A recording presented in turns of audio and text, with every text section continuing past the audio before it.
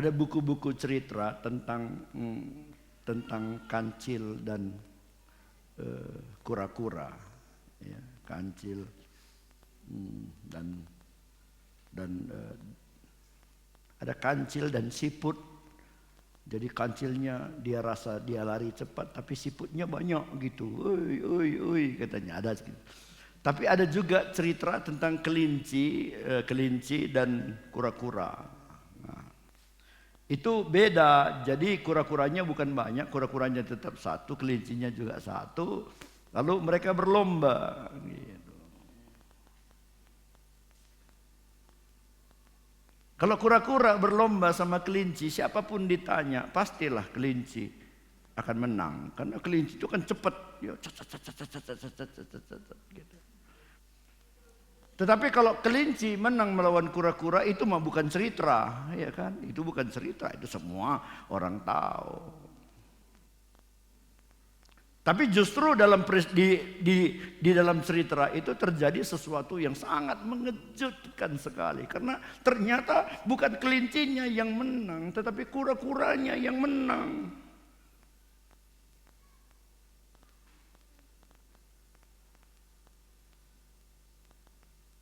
Kelinci memang cepat, kelinci memang punya kelebihan, tetapi dia juga ada kelemahan. Kelemahannya itu adalah kesombongannya. Kura-kura memang ada kelemahan, kalau jalan melekel. Pelan dia jalan. Tapi dia punya kelebihan, dia punya keteguhan hati. Dia jalan terus, dia jalan terus, dia jalan terus, dia jalan terus. Si kelinci yang sombong, dia lari cepat-cepat, dia bilang, mana mungkin kau menang sama aku. Baru setengah jalan, berapa jam lagi dia baru sampai. Tidurlah aku dulu, pikir.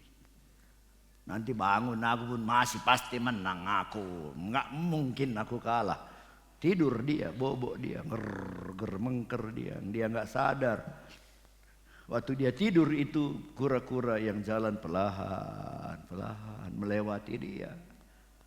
Dan waktu si kelinci bangun, dilihatnya ke belakang kura-kura, rupanya kura-kuranya udah finish, udah sampai. Ternyata dalam kekuatan itu tersembunyi kelemahan, tetapi di dalam kelemahan juga tersembunyi kekuatan. Kalau kamu merasa diri itu hebat, maka di dalam diri itu ada kelemahan. Tetapi kalau kamu merasa diri itu tidak berdaya, aku ini orang yang lemah, aku ini nggak bisa apa-apa, di dalam diri itu ada kekuatan yang bisa memberikan saudara kemenangan.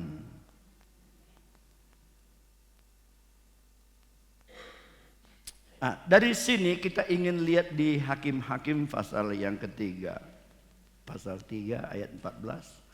18 tahun lamanya orang Israel menjadi takluk kepada Eglon, raja Moab. Lalu orang Israel berseru kepada Tuhan. Maka Tuhan membangkitkan bagi mereka seorang penyelamat, yakni Ehud, orang Gera, orang Benyamin, seorang yang kidal. Dengan perantaranya orang Israel biasa mengirimkan upeti kepada Eglon, raja Moab. Jadi 18 tahun lamanya orang Israel itu dijajah oleh orang Moab. Lalu mereka berseru kepada Tuhan. Lalu Tuhan membangkitkan bagi mereka seorang penyelamat, yakni Ehud, anak Gera, orang Benyamin, seorang yang kidal. Dengan perantaranya orang Israel biasa mengirimkan upeti kepada Eglon, raja Moab. Kemarin dulu istri saya tanya, apa bahasa Karo kidal? Katanya, aku bilang, apa ya? Aku bilang jaluk, aku bilang.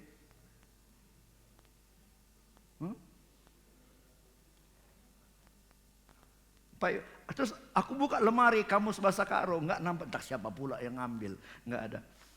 Jaluk. Tapi banyak orang-orang enggak ngerti, orang Karo pun banyak enggak ngerti dia jaluk apa itu. Jaruk tangan kidal.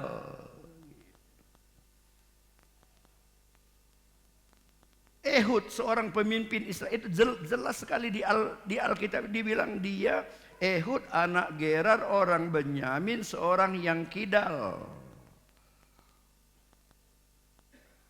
Dia dari suku Benyamin. Siapa Benyamin? Dia anak bungsu dari Yakub. Biasa anak bungsu itu anak kesayangan, ya kan? Syampudan.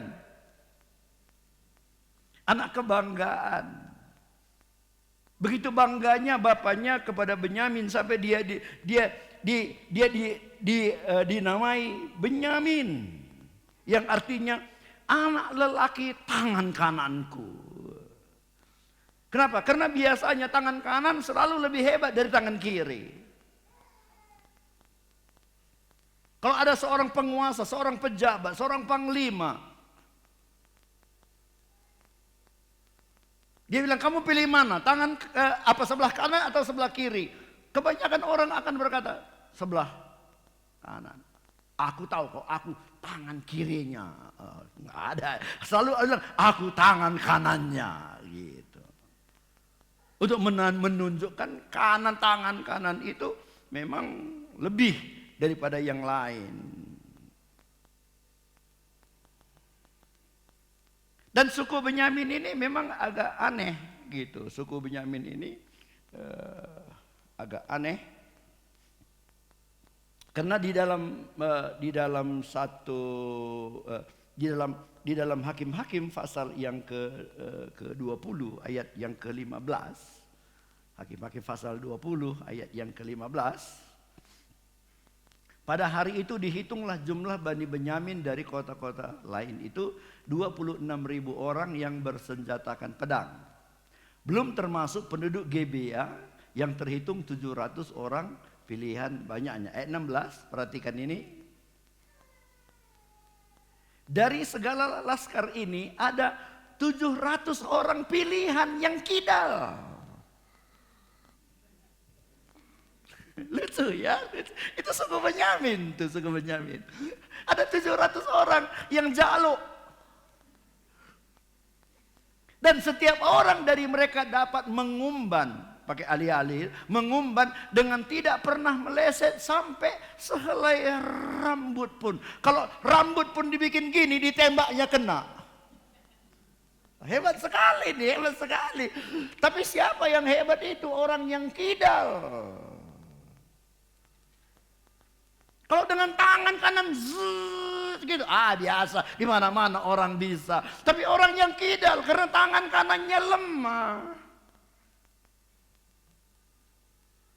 Pasti tangan kiri berapa hebat pun dia tidaklah sehebat tangan kanan. Kalau tangan kanannya sehat. Tapi ada 700 orang kidal yang menjadi pahlawan, yang jadi orang pilihan. Kalau mereka mengumban, apa cakap karo, Kalimbawangi, adik Kalimbawangi nazak katanya, bu pekena, luar biasa orangnya.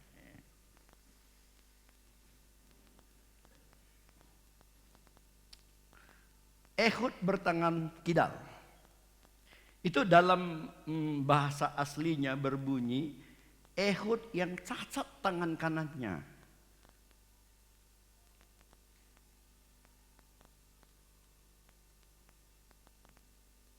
Jadi kalau orang lihat dia asal ada aduh. Aku kadang-kadang aku salaman sama orang tangan kirinya diulurkannya.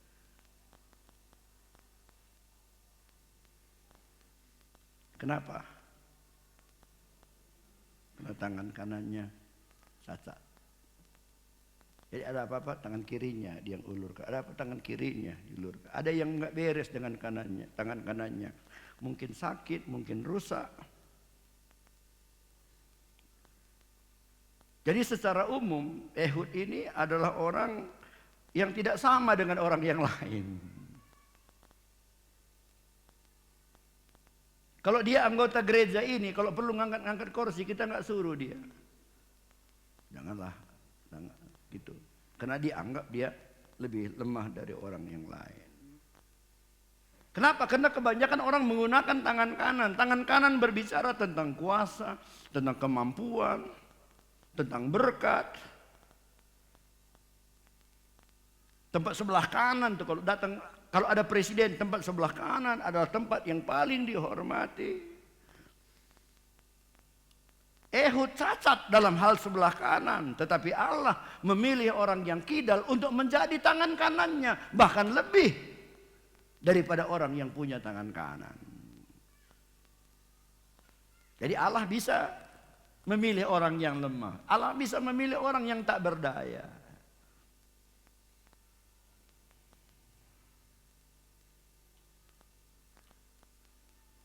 Ada ayat-ayat di dalam yang kita lompati tadi. Dalam ayat di pasal 3 ayat 16. Dan Ehud membuat pedang yang bermata dua, yang panjangnya hampir sehasta. Disandangnya itu di bawah pakaiannya pada pangkal paha kanannya. Jadi dibikinnya pisau segini panjangnya, lalu itu disembunyikannya di paha kanannya gitu. Nah, biasanya pada masa itu tentara itu kalau dia punya pedang segini itu ditaruh di pangkal paha kiri. Kenapa? Karena dia dengan tangan kanan akan cabut gitu, sek juk gitu. Biasanya gitu. Nah, tetapi karena Ehud berbeda dengan orang yang lain, karena tangan kanannya lemah.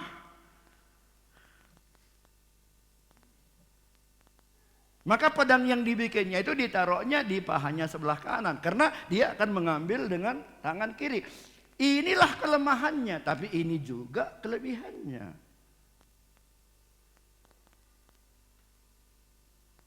Coba tanya sebelah Anda, ada kelemahan Anda kawan? Bilang coba. Hah? Apa katanya? Ada. Bilang lagi sama dia, itulah kelebihan Anda kawan. Bilang.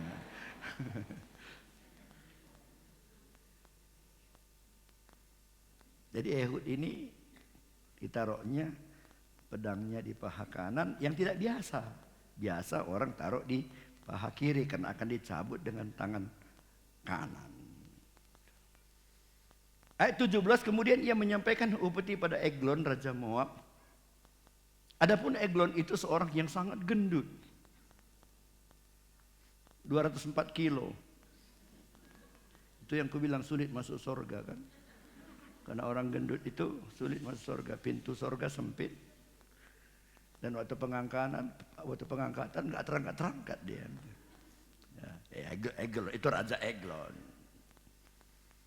Ayat 18, setelah Ehud selesai menyampaikan upeti, disuruhnya pembawa-pembawa peti itu pulang. Tetapi ia sendiri berhenti pada batu-batu berpahat yang dekat Gilgal dan kembali menghadap raja. Berkatalah ia, ada pesan rahasia yang kubawa untuk tuanku ya raja. Kata Eglon, diamlah dahulu. Maka semua orang yang berdiri di depannya itu pergi keluar. Raja, ada yang mau kubisikkan, penting kali. Pergi kalian dulu, pergi. Kata Raja Eglon sama pengawal-pengawalnya. Ayat 20, lalu Ehud masuk mendapatkan dia sedang duduk sendirian di kamar atas di rumah peranginannya. Berkatalah Ehud, ada firman Allah yang kubawa untuk tuanku. Lalu bangunlah ia berdiri dari tempat duduknya. Kemudian Ehud mengulurkan tangan kirinya. Dihunusnya pedang itu dari pangkal paha kanannya dan ditikamnya ke perut raja. Sehingga hulunya beserta mata pedang itu masuk. Lemak menutupi mata pedang itu sebab pedang itu tidak dicabutnya dari perut raja. Lalu keluarlah ia melalui pintu belakang. Ehud bilang sama raja, ada yang mau ku ngomongin. Raja bilang, keluar kalian dulu, keluar kalian. Kenapa semua pengawalnya, panglima-panglimanya mau keluar? Karena dilihatnya di paha kirinya tidak ada pedang.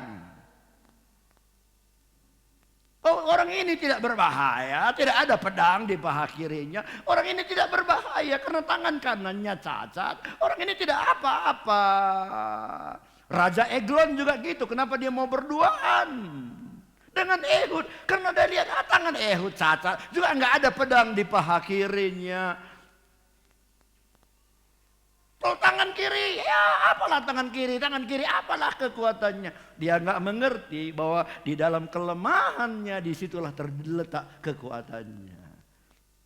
Dan ayat tadi berkata, Ehud dia mencabut pedang dari paha kanan, dia tikam Raja Eglon.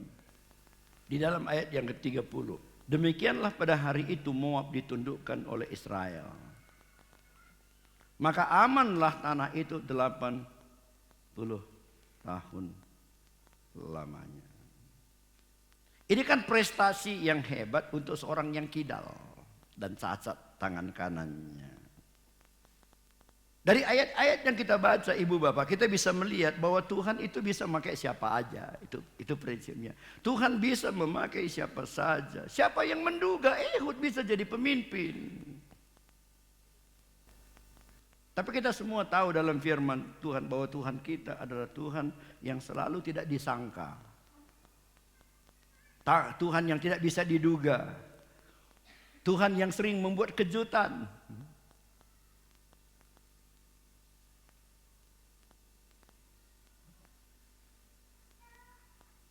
Siapa sangka Abraham 100 tahun masih bisa punya anak? Masih mungkinkah?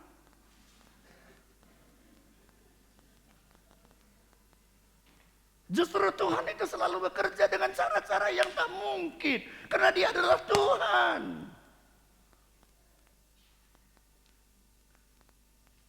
Waktu Goliat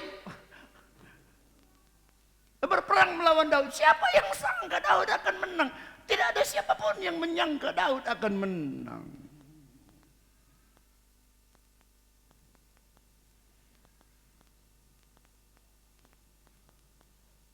Tapi Daud menang. Kenapa? Karena Goliat merasa dirinya jago.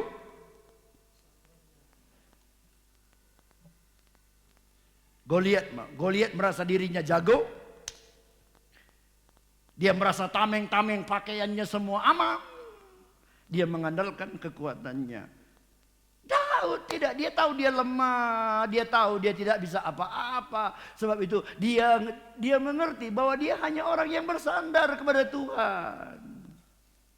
Waktu Goliat berkata, anjingkah aku maka kamu datang dengan tongkat. Daud berkata, aku berperang dalam nama Tuhan. Dia mengandalkan Tuhan. Dan Tuhan yang memberikan kemenangan kepada dia. Saya sering diundang orang untuk berbicara di satu forum-forum tertentu. Lalu aku berkata, salah tempat.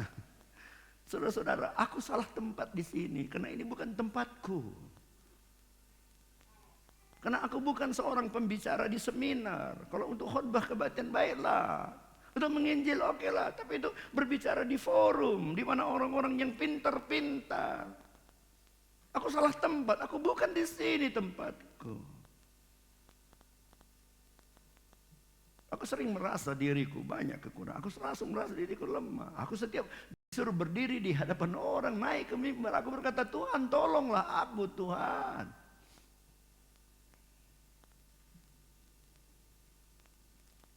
Tapi tidak berarti, wah karena aku lemah, aku nggak mau sembunyi aja. Aku tidak, karena aku lemah, aku tidak bisa apa-apa. Aku bersandar kepada Tuhan. Seperti Daud berkata, aku berperang dalam nama Tuhan. Kalau saudara merasa lemah dalam dirimu, ada masalah dalam hidupmu, engkau rasa kadang-kadang hidup rohanimu kering, rasanya semangatmu melayani kok begitu lemah. Aku ini nggak bisa apa-apa, keluargaku pun nggak jadi saksi, anak-anakku pun tengoklah morat marit, ekonomiku, aduh apalagi, aku ini nggak bisa apa-apa. Dengar, waktu engkau merasa engkau tidak apa-apa,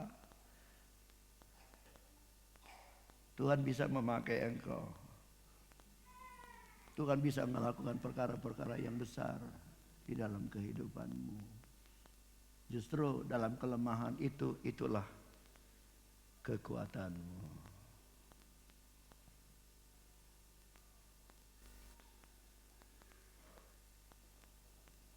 Kalau aku cerita pada orang lain, ikut Tuhan tuh senang, aku bilang, Pak Kam, Nggak ikut Tuhan pun sudah nyakam senang kata orang, ya kan.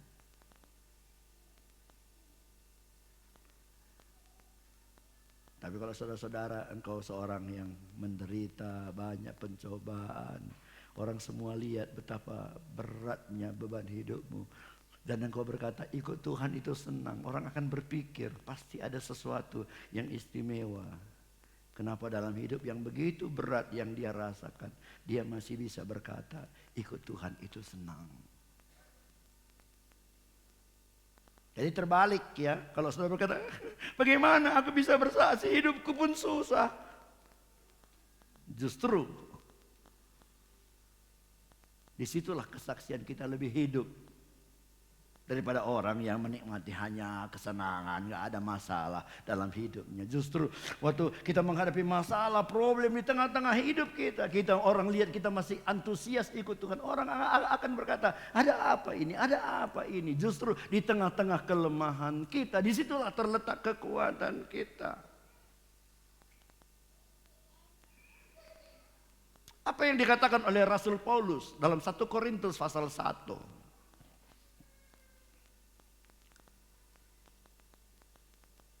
Dia ingatkan itu, bahwa kalaupun kita seperti Ehud, tangan kanan kita itu tidak berfungsi, kita dianggap bodoh oleh dunia, kita dianggap hina oleh dunia, kita bisa dipakai Tuhan jadi orang yang dahsyat.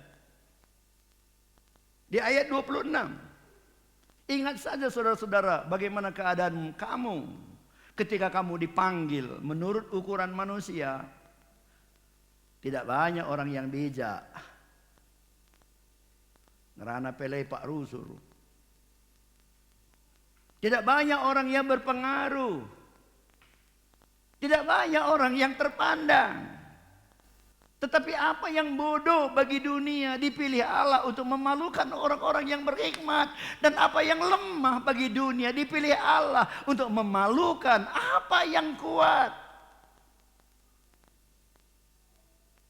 Dan apa yang tidak terpandang dan yang hina bagi dunia dipilih Allah. Bahkan apa yang tidak berarti dipilih Allah untuk meniadakan apa yang berarti. Ayat 29. Supaya jangan ada seorang manusia pun yang memegahkan diri di hadapan Allah. Apa yang lemah bagi dunia dipilih Allah untuk memalukan apa yang kuat. Bilang sebelahnya, kalau kau lemah kau dipilih Allah, kawan bilang, untuk memalukan yang kuat. Ayat 28, yang hina bagi dunia dipilih Allah. Bilang sebelahnya, biarpun kamu merasa dirimu hina, kamu bisa dipilih oleh Allah. Itu yang dikatakan.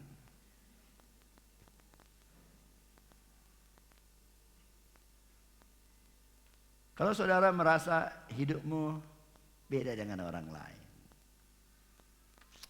Hidupku ini memang. Kalau kita ada di tengah-tengah teman-teman kita, kita rasa MC, minder. Aku nggak usah ngomong lah, ngomong pun aku nanti diejek orangnya. Apalah aku ini. Kalau saudara merasa minder, kau merasa ada kekurangan dalam dirimu. Sehingga selalu dalam pergaulan dengan orang-orang lain pun kita nggak pede, nggak percaya diri. Ada nggak di sini yang merasa dia agak minder, hidupku itu kok lebih jelek dari orang lain?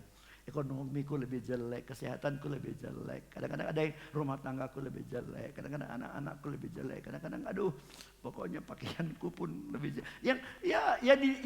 Yang dia merasa dalam hidupnya ada hal-hal yang lemah gitu. Aduh, kok jadi minder. Ada enggak seperti itu? Angkat coba tangannya. Tinggi-tinggi lah. Kalau setengah bendera kan duka cita tuh. Ya. Oke, ya.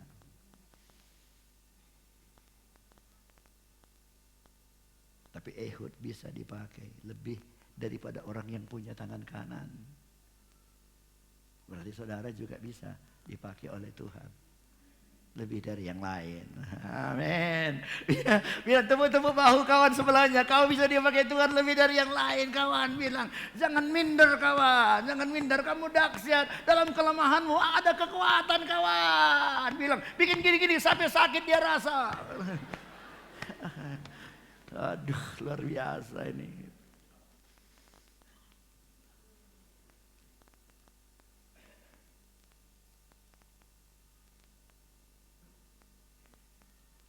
Apakah Anda merasa kidal dalam pelayanan? Aku beda sama dia. Aku gak bisa seperti dia. Aku lemah, gak bisa seperti dia. Bisa, saudara mungkin tidak bisa seperti dia, tapi saudara bisa lebih dari dia. Dalam tangan Tuhan. Jadi tetap on fire, tetap berkobar-kobar, tetap menyala apinya gitu. Jangan jadi lemah, jangan jadi lesu.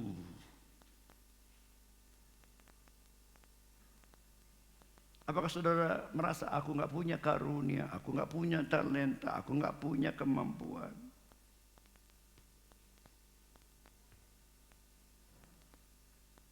Justru orang-orang yang mampu gitu, Tuhan lihat nih, kalau ku pakai dia orang bilang biasalah orang, memang dia orang hebat, mampulah dia. Tapi kan aku udah cerita di awal tadi bahwa Tuhan itu suka membuat kejutan-kejutan, ya kan? Apa artinya kejutan-kejutan? Supaya apa?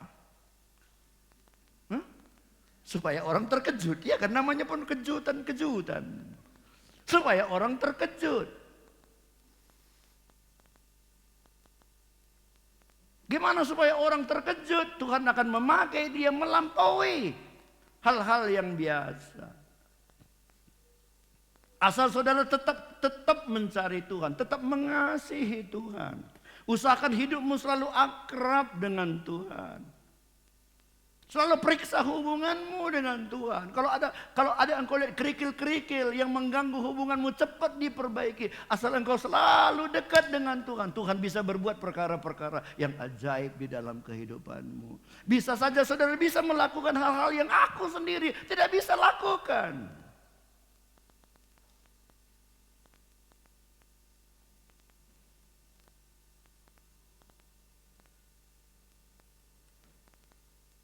Ada orang sakit umpamanya, panggillah pendeta Surbakti. Kalau dia yang mendoakan pasti sembuh. Dia pendeta, ketua MD lagi, diundang ke sana kemari.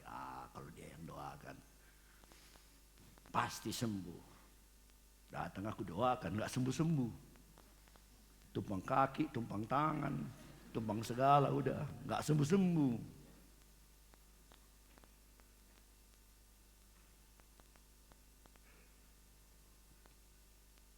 Karena Tuhan lihat dari sorga, kalau pendeta Surbakti ini doakan sembuh, sombong lagi dia nanti. Inilah dia pendeta.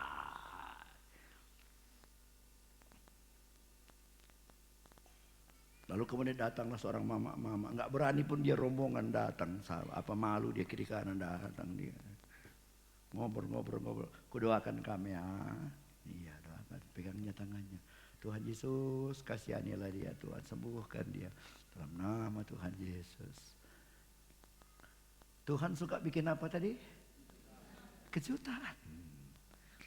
Mana yang mengejutkan? Pendeta yang mendoakan sembuh atau orang-orang yang penuh kelemahan? Dia yang mendoakan sembuh. Mana yang lebih mengejutkan?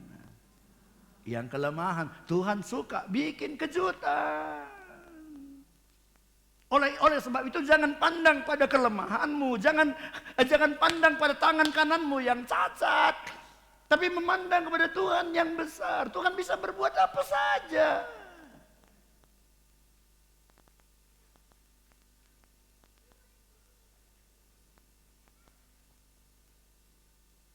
Aku kadang-kadang kalau aku sendiri, aku di rumah main keyboard, aku nyanyi. Siapakah aku ini Tuhan? Air mataku.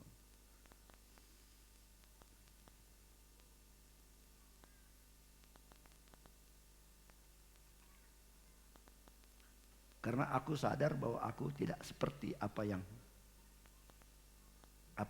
orang rasa gitu. Aku tahu aku bukan seperti apa yang orang pikir. Cobalah kamu cerita sama orang-orang yang lain. Kamu di mana kebaktian? Oh, rakyat Lawara. Siapa pendeta dulu? Pendeta di Surabaya. Hah? Pendeta Surabaya? Enak kali lah kelina. Enak apa? Enggak ada itu. Biasa-biasa aja kan? Iya kan? Biasa-biasa aja. Tapi aku yang mengenal diriku. Aku tahu siapa aku.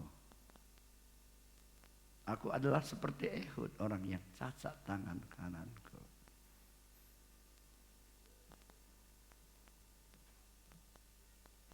Aku yang dari dulu, sejak kecil orang yang ngomong pun sulit. Aku orang gagap, seperti Musa. Meminta makan aja sudah.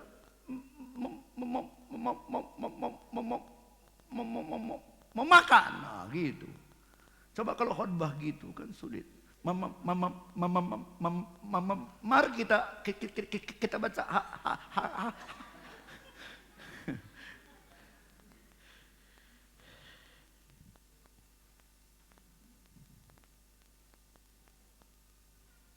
Aku udah sekolah SD masih pakai sapu tangan di sini. Udah SD masih pakai sarbet. Ngapain pakai sarbet? Tutuhun.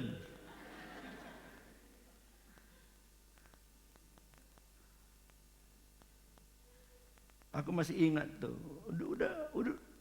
Udah besar, udah sekolah. Oh, ingus semua.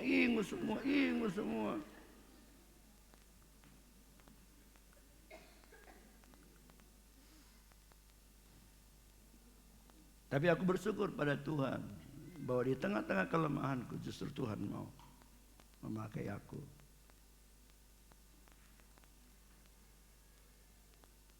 Aku waktu kecil seharusnya udah mati. Karena di ladang kami di jalan udara itu aku sama adikku rajin dorong-dorongan. Tahu lah zaman dulu kan belum ada game, belum ada komputer. Lain dengan zaman sekarang. Mainanku dulu main batuk lele, main karet, gendong-gendongan, main kemiri, bikin gontong-gontong susu pakai tokol itu main-mainanku. Di ladang itu aku main sama adikku rajin dorong-dorongan tong. Ada tong besar, aku dorong sana, mundur dia. Lalu dorongnya lagi mundur, aku dorong lagi mundur. Sekali waktu mundur aku jatuh dalam bak.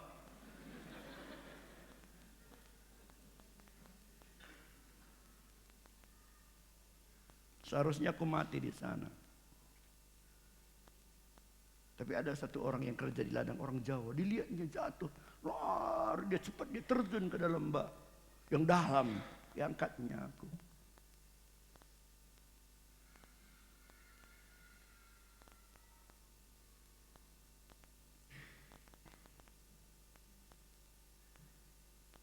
Aku merasa seperti itu. Seperti orang yang gak berdaya. Tapi Tuhan bisa memakai aku seperti sekarang.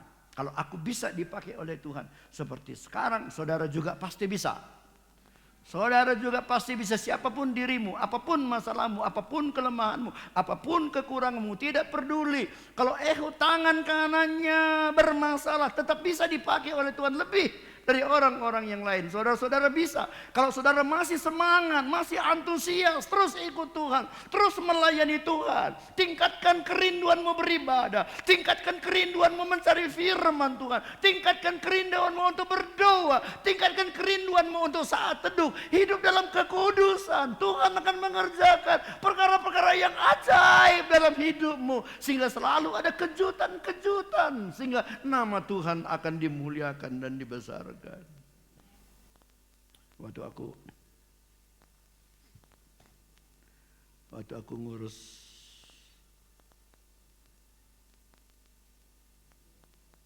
visa di konsulat Belanda di Medan.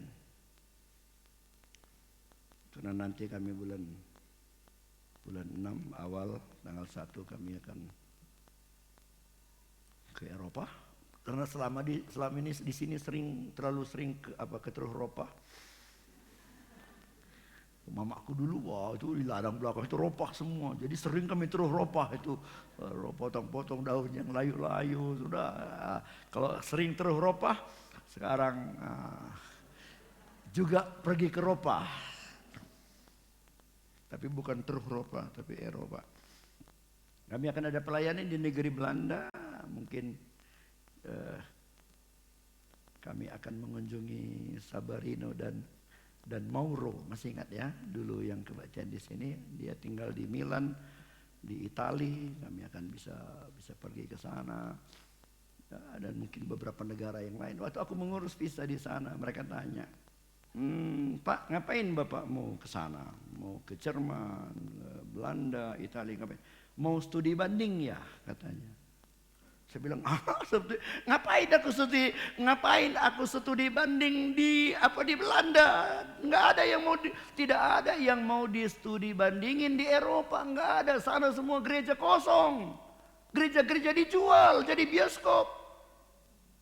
Nggak ada lagi orang beribadah kecuali orang-orang yang sudah mau mati. Yang kedua itu kalau orang muda nggak mau ke gereja.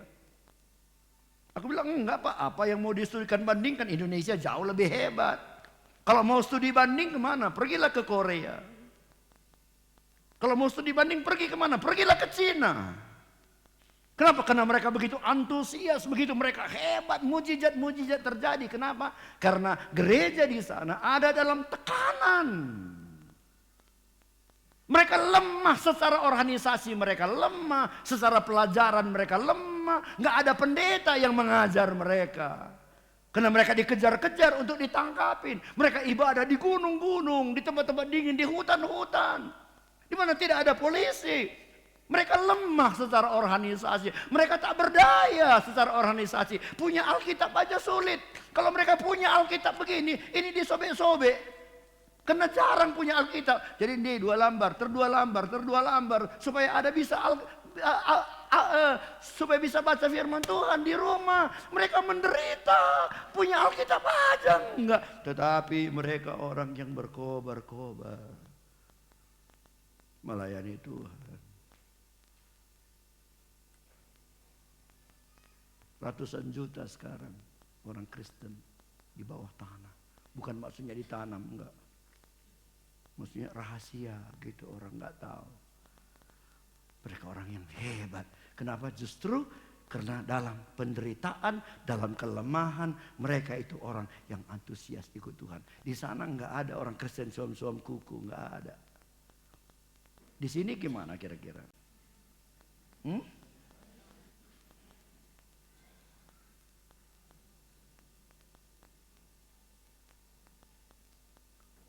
Jadi aku nggak tahu apapun yang kita hadapi, yuk. Meskipun lemah, kekurangan, bermasalah, banyak tindisan, banyak pencobaan, banyak aniaya, Tuhan tetap suka buat kejutan. Bilang sebelahnya, Tuhan mau bikin kejutan melalui hidupmu, kawan bilang.